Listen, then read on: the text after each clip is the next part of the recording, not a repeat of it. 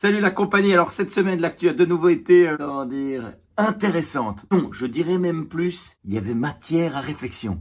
Mais par exemple, la DH titrait « Coup de poing, tirage de cheveux, une bagarre éclate dans un train parce qu'elle aurait pris sa place ». Je ne vous cache pas que directement, je me suis dit « Charleroi ». Eh ben non. Bruxelles Midi, enfin le Mordor, non plus. Quand même pas Liège. Eh ben non. Cette bagarre a eu lieu dans le Nord. Non, pas en Flandre, dans le nord de la Chine. Ah ben comme vous, ça me fait le même effet. Je me suis dit, mais qu'est-ce qu'on en a à foutre? Sérieux, savoir que des gens se battent pour une place de train dans le nord de la Chine, je m'en branle un peu, oui, une branlinette, un truc du style. Mais attends, ce matin aux toilettes, j'ai fait un perfect. Tu crois qu'en Chine, ils vont en faire un article?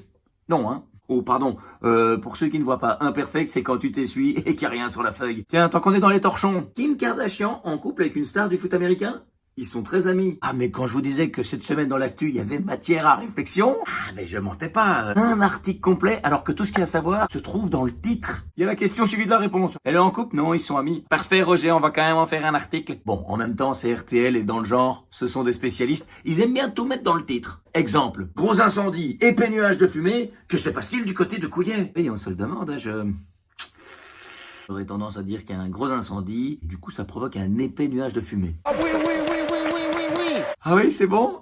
Mais je pensais pas trouver du premier coup. Alors vous avez pensé que je suis de mauvaise foi, vous allez me dire, et quoi, il y a vraiment rien eu de sérieux cette semaine? Ah bah si, au milieu de tout ça, Reine Mathilde et un quart du gouvernement fédéral sont en voyage à New York pour l'Assemblée Générale des Nations Unies. Ah bah voilà, ça c'est du sérieux, c'est tellement sérieux, j'y connais que dalle. Bah je sais pas s'il fallait voyager autant, mais toutefois, je trouvais que la question de ce journaliste au vice-premier ministre était plutôt intéressante. 5 membres d'un même gouvernement à un même sommet alors que soi-disant ce gouvernement lutte contre le changement climatique, c'est se moquer du monde quelque part. Se moquer du monde? Non, ils n'oseraient pas, non. Ils ont été à 5, plus la reine, sans compter leur staff. Car oui, un ministre ne se déplace jamais tout seul. Tout ça pour entendre notre premier ministre déclarer aux Nations Unies. Je cite, il faut accélérer la transition verte au lieu de se décourager. Non, moi, il m'épate.